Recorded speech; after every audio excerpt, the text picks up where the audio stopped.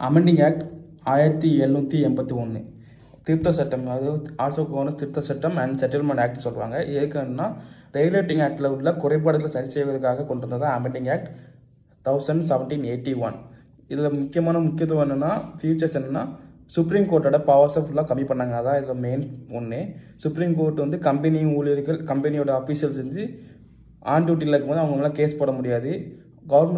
Governor of பெங்காலும் governor ஜெனரலும் அப்புறம் council மீது case எடுக்க முடியாது கொண்டு வந்தாங்க.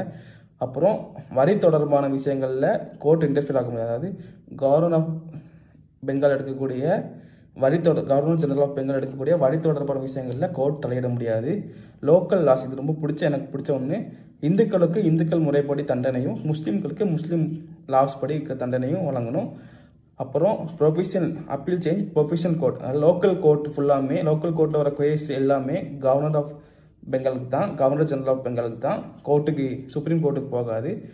முக்கியமான லாஸ்ட் ஒன்று என்னென்னா லோக்கல் கோர்ட்டுக்கு கவர்னர் ஜெனரல் ஆஃப் பெங்காலே அதுக்கான ரூல்ஸ் எல்லாம் கொண்டு வரலாம், மாற்றலாம், வைக்கலாம். அதுக்குண்டான அதிகாரங்கள் வந்து கொண்டு வந்தாங்க. இதுதான் அமெண்டிங் ஆக்டில் இருக்கக்கூடிய முக்கியத்துவங்கள்.